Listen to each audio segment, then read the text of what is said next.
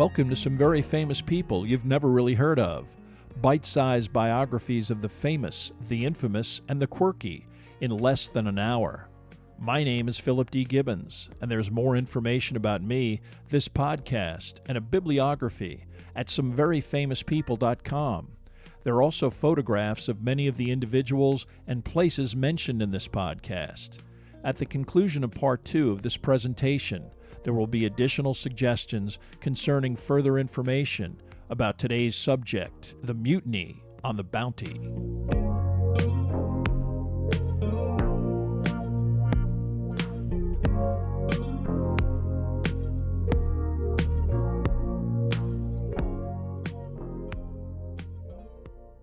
Now let's return to our story about the mutiny on the Bounty. Word of the mutiny and Bligh's remarkable voyage preceded him, and after his log was officially presented to the Royal Navy, he published an abbreviated account of both his ordeal on the Bounty and his subsequent journey. Quite popular, the book was meant as a smaller version of what he eventually intended as a lengthier description of the entire affair. Although Bligh's book and celebrity were a positive outcome, he still faced the prospect of a court-martial, necessitated when a commander acts questionably, and also in this case, the literal loss of his ship.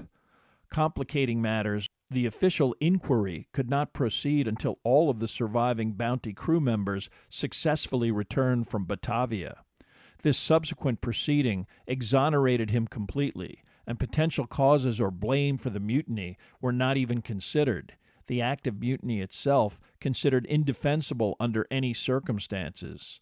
Although Bligh, promoted to the rank of commander, was eager to get back to Polynesia to complete his breadfruit mission and track down the mutineers, the latter task was assigned to another captain, Edward Edwards. Aboard the HMS Pandora, Edwards left England on November 7, 1790. His assignment was to recover the Bounty, find and capture the mutineers, and transport them back to Britain for trial. Edwards' first destination was Tahiti, a logical location to start his search. Unlike Bligh, he was able to circumnavigate Cape Horn, his passage unencumbered by the storms that repelled the Bounty in its initial attempt to reach the tropics. Edwards was accompanied by Thomas Hayward, a member of the crew of the Bounty who accompanied Bligh in the perilous voyage to Timor. Hayward was on board specifically because of his knowledge of Tahiti and his ability to identify any mutineers who were apprehended. Edwards accessed Tahiti on March 23, 1791, his voyage without incident. Before he even anchored his ship, he was approached by a boat containing the Bounty's former armorer, Joseph Coleman. Coleman came on board and introduced himself. Within hours, two other men, Peter Haywood and George Stewart, emerged from the island and boarded the Pandora. All three men denied any responsibility for the mutiny. Coleman, previously identified by Bligh himself as one of the crew members who was loyal but forced to stay behind. Haywood asked Hayward to absolve him of any blame, but Hayward was noncommittal. The ruthlessness of Edwards was underlined by his subsequent order to immediately confine all three men in irons. He maintained that it was not up to him to render a judgment on guilt or innocence in the matter. That was the responsibility of a subsequent court-martial upon the Pandora's return to England. Before confining the three men, Edwards gleaned information about the Tahitian location of any other former crew members of the Bounty. Two men were already dead, Charles Churchill and Matthew Thompson, murdered as a result of a conflict between the two. Within days, the other remaining 11 Bounty refugees either voluntarily surrendered or were located and forcibly returned to the ship. Some, like Haywood, believed that they bore no responsibility for the mutiny. Others were either willing participants who wanted to remain on Tahiti or felt that their roles in the affair were so inconsequential that they would eventually be exonerated. All concerned received a rude awakening when Edwards permanently placed the 14 men in manacles and confined them in a specially constructed, stifling enclosure on top of the quarterdeck of the ship. Captain Edwards also received information about the specific activity of the Bounty after the mutiny. Although Christian was accepted as the commander of the ship, hostility among the various factions soon threatened to undermine this authority. Understanding that finding some permanent location to settle might restore order and tranquility, the Bounty headed for Toubouai, an island in the Austral group, 350 miles south of Tahiti and today the southernmost outpost of French Polynesia. Unfortunately, the boat was attacked by natives in canoes, and despite successfully repelling this attack with artillery, it was clear that the mutineers needed both additional manpower and women to construct any habitable settlement. Only a week after arriving at Toubouai, the ship returned to Tahiti, concocting a false story that Bligh was now with the deceased Captain Cook on a nearby island and that resupply was necessary. Cook was worshipped as a demigod in Tahiti, and vast amounts of wildlife, vegetables, and even 25 men, women, and children accompanied the ship back to Toubouai. The men of the Bounty then spent the next 3 months attempting to construct not only viable housing, but a defensive enclosure they nicknamed Fort George after the King of England. But infighting, drunkenness, and resistance from the indigenous population doomed the process from its inception. Christian then called for a vote to decide the future of the 24 crew members. 16 not only voted to return to Tahiti, they also resolved to stay there, even if the Bounty headed elsewhere. Christian knew that he could never stay on Tahiti without eventual capture by the British Navy. He and 8 other men declared that they would leave Tahiti and attempt to settle at some as yet undetermined location.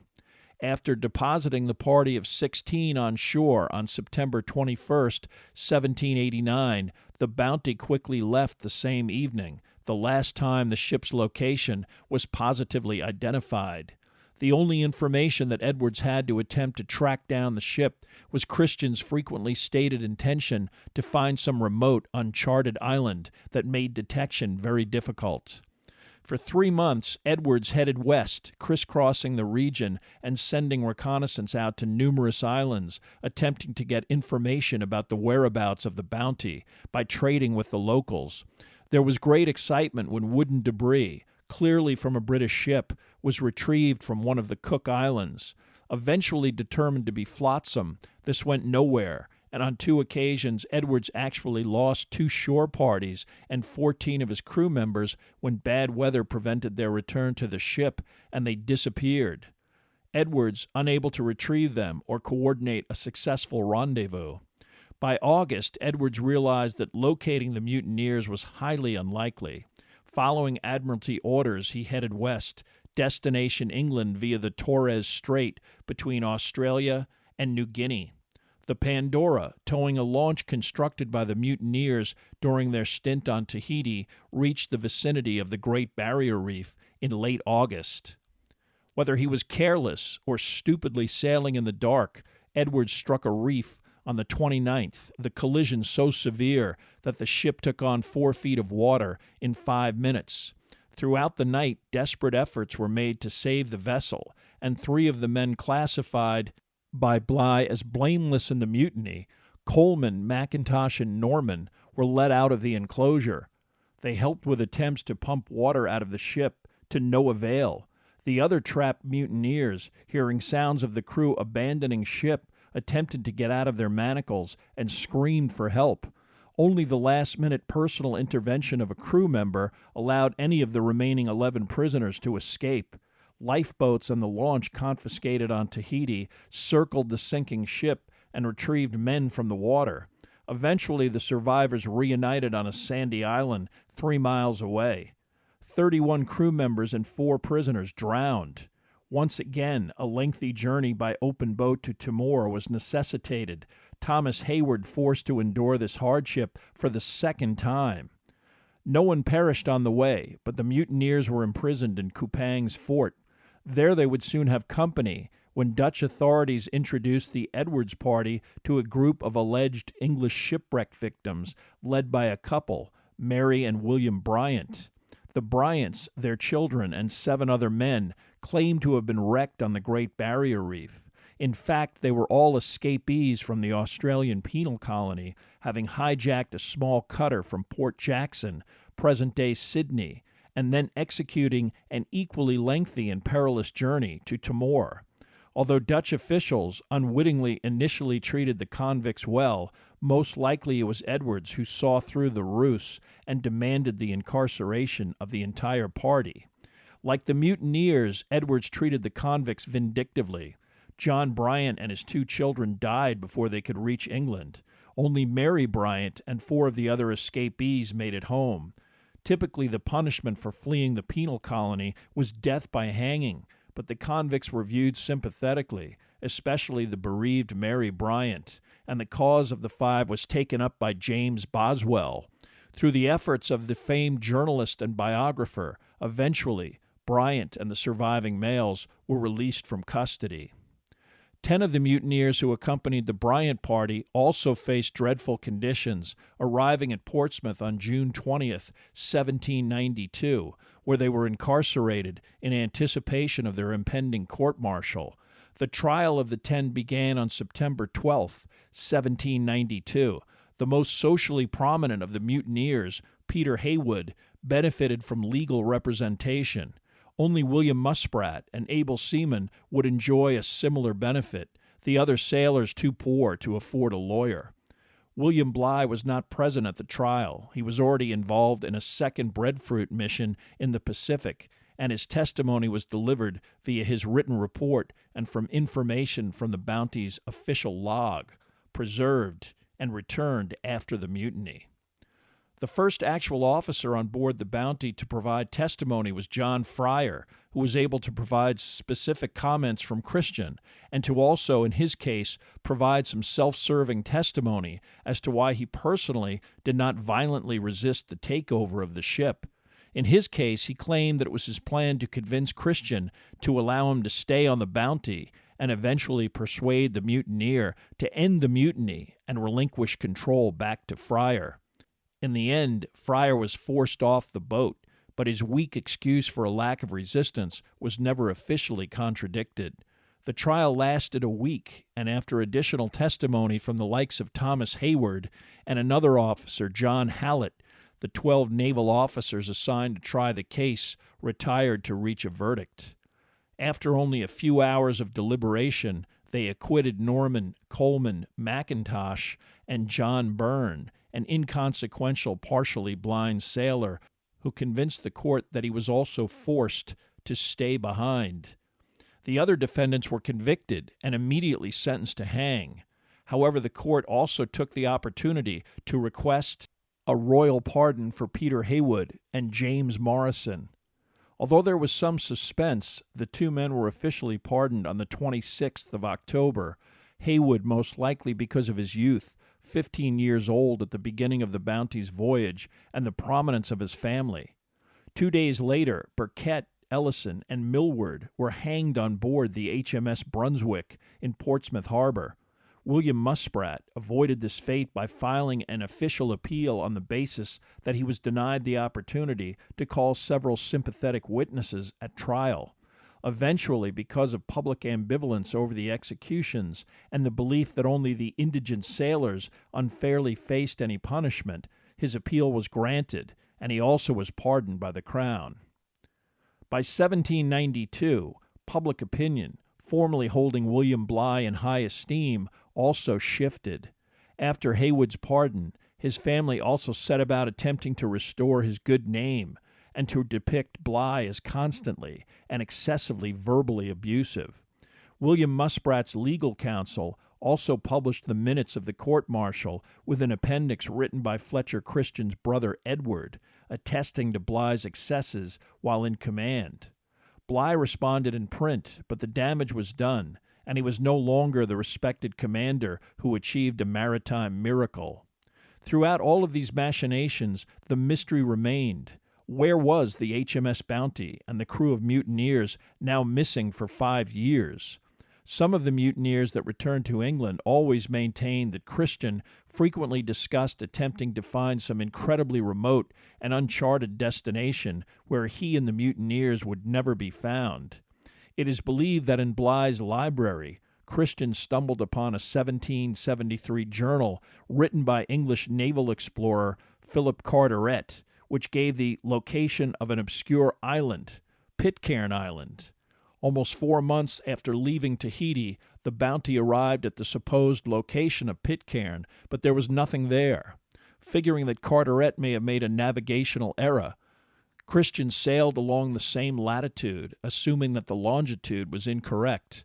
Within days, the rocky, frequently inaccessible, and uninhabited island was sighted on January 15, 1790, approximately 190 miles east of Carteret's faulty designation.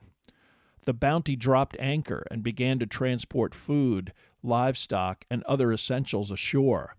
After the ship was emptied, it was run aground and eventually burned, some accounts maintaining that this was unanimously intentional to avoid detection, while it is also possible that the ship was set afire by mutineer Matthew Quintal to prevent any possibility of a return to England. The Bounty sank, making such a return impossible. 6 Tahitian men, 12 women, and a child had accompanied the 9 Bounty mutineers, and this entire group now had no other choice but to attempt to scratch out an existence on this 2-by-1-mile rock in the middle of nowhere. During the first year of the island's occupation, some fundamental issues quickly created a Lord of the Flies-like environment. 2 of the Tahitian wives of the mutineers died, and 2 wives of the Tahitian men were then forcibly taken to replace them. Some of the Tahitians then conspired to kill the mutineers. They were betrayed by their wives and killed themselves. Unbeknownst to any of the settlers, in 1791, Edward's Pandora actually sailed quite close to the island on his way to Tahiti, passing within 75 miles, but still not close enough to have sighted the remote sanctuary. The tiny enclave persevered. The first child born on Pitcairn Island was a boy conceived on Tahiti by Fletcher Christian and his wife, Mayamiti. Their son was named Thursday October, as this was the day and month of his birth in 1790, and Christian did not want any traditional names that reminded him of England. Christian fathered 2 other children, a son and a daughter, born in 1792 and 1793, respectively. By 1797, William Bligh had moved on from the notoriety of the Bounty Mutiny. Having successfully completed a second breadfruit voyage in the tropics, the escalation of hostilities with France necessitated a full mobilization of the British fleet, and Bligh was given command of the HMS Director, a warship that played a prominent role in the decisive victory over the French-allied Dutch Navy at Camperdown in 1798. Bligh also fought prominently with Lord Nelson at Copenhagen, a major event of Nelson's career in which Bligh commanded the HMS Glatton, a 56-gun warship. These military exploits bolstered Bligh's reputation, and in 1805 he received the prestigious appointment as Governor of New South Wales, a notorious outpost in which wealthy settlers ignored government authority. His contentious personality and acerbic tongue immediately alienated him from several influential officials and settlers, perhaps justifiably, as a well-connected clique of government officials and entrepreneurs were circumventing laws and profiting from inside deals to enrich themselves, a practice Bligh resolved to halt. This time, instead of the mutiny of a ship, Bligh precipitated the revolt of an entire colony. An organized uprising known as the Rum Rebellion was the culmination of local hostility to Bligh that led to British troops actually deposing the governor and placing him under house arrest on January 26, 1808. The nickname came over Bligh's interference in a brisk but illegal monopoly of the sale of rum in the province, one of many sources of insider profit. Unfortunately, because of the considerable distance between Australia and Britain, the entire affair took 2 years to sort out, Bligh spending much of this time either detained on land or under house arrest on a ship, the HMS Porpoise. He was eventually replaced, the rebellious infantry reassigned, and several government officials recalled to Britain, where they were court-martialed and mildly rebuked. By now, it must have been clear that Bligh was ill-suited for any position of authority, but he still retained the support of influential individuals like Sir Joseph Banks and continued to receive promotions, first to the position of Rear Admiral upon his return from Australia, and ultimately to the rank of Vice Admiral. With the collapse of Imperial France, Bligh never received another significant military posting. Despite his reputation as a cruel and tyrannical commander, he was quite close to his wife, who spent most of her time in Britain, defending her husband's reputation during his lengthy and frequent travails. Having spent most of their marriage apart, their romantic golden years were cut short when Betsy Bligh died in 1812, aged 59.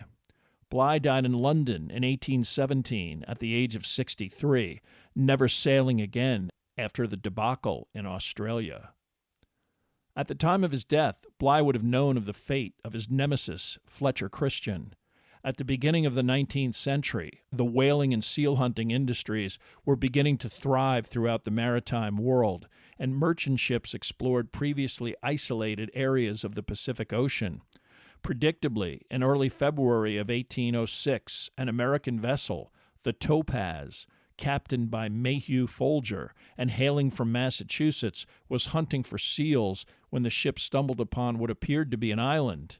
This land did not appear on any of Folger's maps, but he was familiar with Carteret's journal and suspected that the uncharted territory was Pitcairn Island. As the Topaz drew closer, the captain was surprised to observe smoke that was clearly from some human habitation. He was approximately 800 miles from any known populated outpost. Before Folger began to even consider how he might access the rocky island through the treacherous surf, a Polynesian outrigger canoe with 3 young men suddenly approached the ship and hailed the crew in English. The canoe came close enough so that Folger could engage in conversation, and the young men eagerly asked where the Topaz was from. The captain figured that they might not even be aware of the United States, so he responded by saying England. One of the island residents, a teenager, then asked if Folger knew of his father, and when that went nowhere, he asked bluntly, "Did you ever know Captain Bligh? My father sailed with him." As the canoeist guided the ship through the tricky and turbulent passage to the shore, Folger, like all sailors of the time period, quite familiar with the Bounty saga, began to wonder if he had discovered the hiding place of the Bounty mutineers. Once ashore, he was surprised to observe that most of the inhabitants of the island were either women, teenagers, or young children, 35 natives in all. Only one male adult was present, and he was introduced as Alexander Smith, the last surviving member of the 9 mutineers who originally settled on the island. Smith, a former deserter whose real name was John Adams, relaxed when Folger explained that he actually was not from England, but from America. The captain of the Topaz was correct in that Smith, a.k.a. Adams, had no idea what America was, but he opened up about what had happened once the Bounty arrived on Pitcairn. The 9 mutineers divided up all of the land and expropriated most of the women as their wives. The 6 Tahitian men were treated as slaves and eventually rebelled and killed 5 of the mutineers, including Fletcher Christian. Because many of the Tahitian women were romantically involved with the dead mutineers, they were angry and subsequently murdered all of the Tahitian men. A period of relative calm pervaded Pitcairn until one of the mutineers, a former distillery worker named William McCoy, figured out how to distill alcohol from an indigenous plant. McCoy became so alcoholic that he eventually committed suicide by jumping off of a cliff into the sea. Another mutineer, Matthew Quintal, quite unstable to begin with, began drunkenly threatening Adams and another survivor, Edward Young, so vehemently that Adams and Young then plotted to kill him during one of his blackouts. This they did with a hatchet in 1799. Edward Young was more educated than Adams, and the 2 men seemed to have had a religious awakening following the death of Quintal. Although Adams continued to drink heavily, he and Young studied the Bounty's Bible and improved Adams' literacy. When Edward Young died of asthma in December of 1800, John Adams was the last man standing. Initially, as the only adult male on the island, he took several wives, and continued to heavily abuse alcohol until supposedly, after a profound hallucination, he found God and devoted himself to a religious metamorphosis that resulted with him becoming the spiritual leader of the island. Folger did not stay long on Pitcairn, but Adams was not only generous with information, he also gave Folger two remarkable gifts, the Bounty's compass and chronometer. The Topaz headed for South America, but the ship and Folger were briefly detained on Juan Fernandez Island, where the artifacts were confiscated. The chronometer eventually made it to the Greenwich Naval Museum, but more importantly, Folger was subsequently released, and upon reaching the Chilean seaport of Valparaiso, he informed the English naval attaché of his remarkable discovery. This information was received by the Admiralty in May of 1809, but there was little reaction, and other than an aside in a quarterly review, there was no reaction at all in the popular press. Ongoing hostilities with France, an American as the source of the information as opposed to an Englishman, or even simply that the Admiralty had no interest in bringing renewed attention to such a sensationally scandalous incident, were possible explanations for the lack of official interest. This explained why 6 years later, when two British warships approached Pitcairn, they were again surprised by the island's uncharted location and obvious signs of a settlement.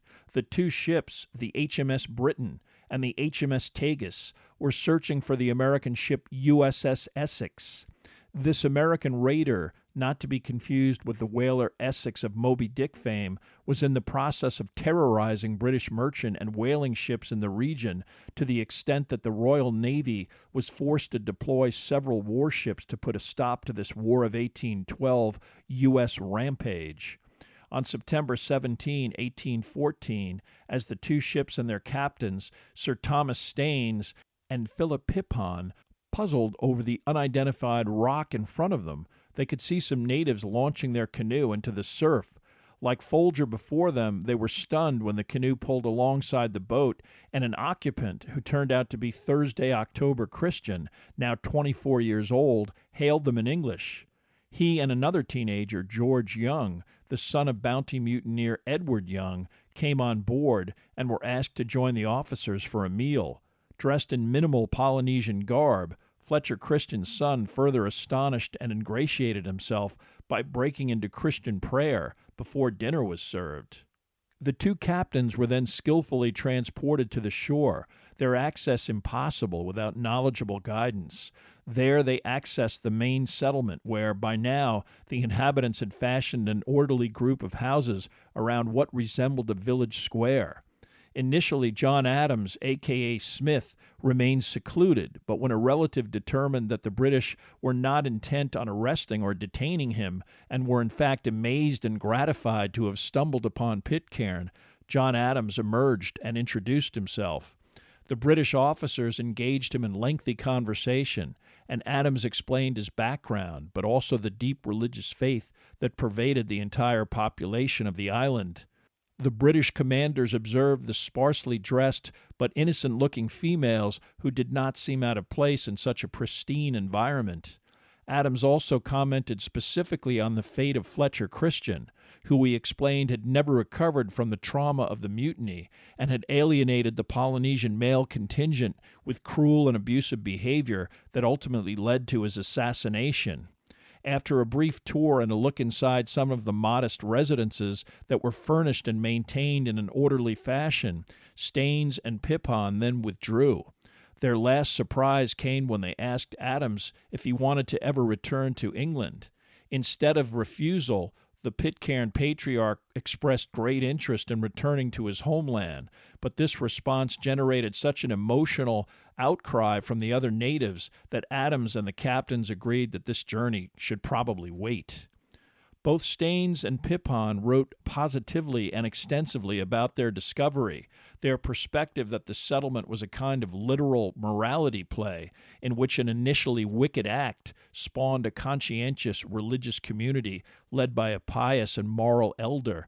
Their accounts generated great interest, and Pitcairn Island was frequently visited by numerous ships in the ensuing years. These interactions became important to Pitcairn's residents as they provided essentials like tools, clothing, and even books. Much of these goods provided for free by Christian organizations intent on supporting this uniquely devout community. The hierarchy of the settlement remained stable, with Adams Pitcairn's venerated patriarch and any visitor obliged to meet and be regaled with stories from Pitcairn's early settlement history.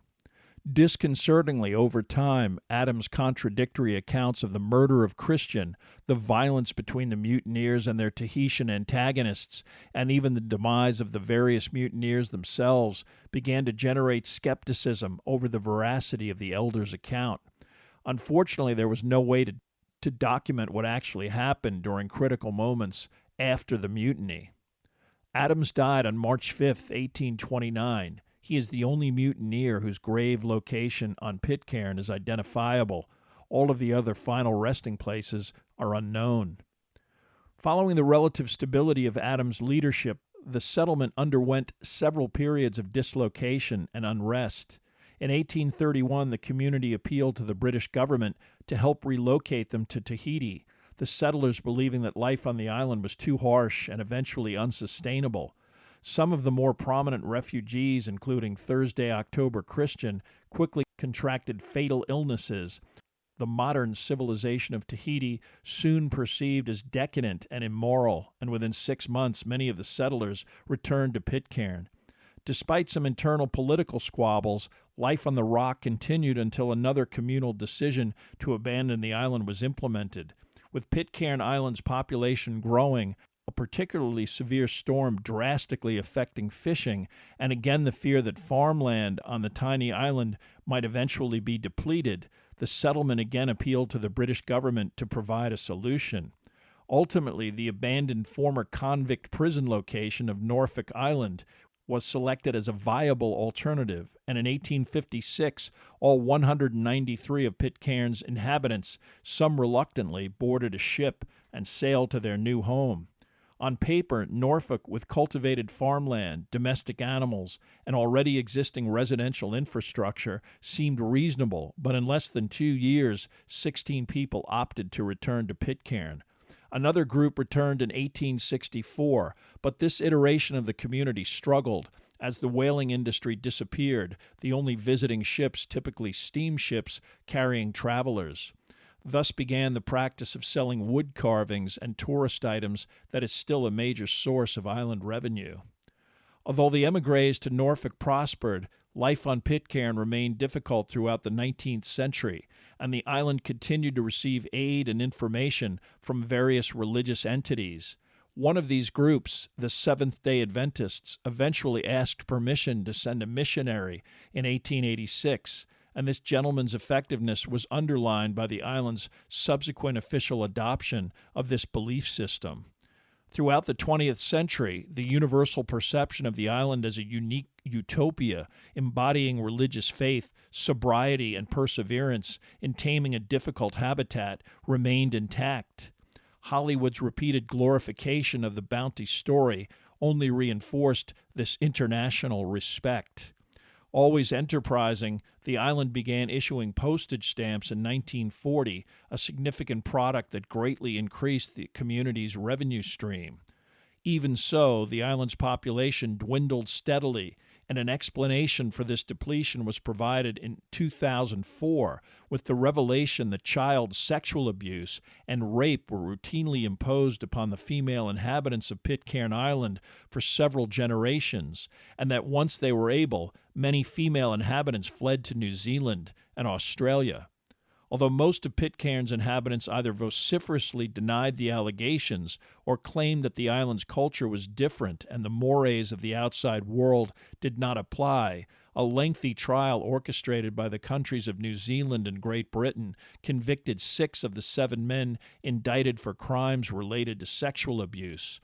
The guilty included Steve Christian, Pitcairn's mayor, a 6th-generation direct descendant of Fletcher Christian, and the chief beneficiary of a patronage system that allowed him to control Pitcairn Island as his own personal fiefdom. Two of his sons, Randy and Sean, were also convicted of rape, but the convictions remained controversial on the island, so much so that Sean was subsequently twice elected mayor.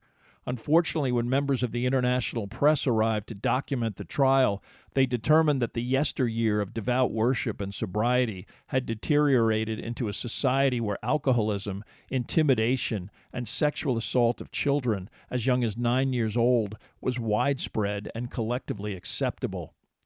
Despite this dysfunction, Pitcairn Island, as the last British Pacific overseas territory, a euphemism for colony, has received many millions of dollars from the British government, perhaps to combat the local conspiracy theory that the UK would actually like to expel Pitcairn's inhabitants and end its financial obligation. Today, the population has dwindled to 47, mostly older, highly subsidized residents. 232 years after Fletcher Christian impetuously set William Bligh adrift on the Pacific Ocean, the decline of interest in postage stamps, the collective departure of most of the island's females, and a clannish insularity that discourages any outsiders from immigration or investment has established that Pitcairn Island's viability as an ongoing community is in dire straits.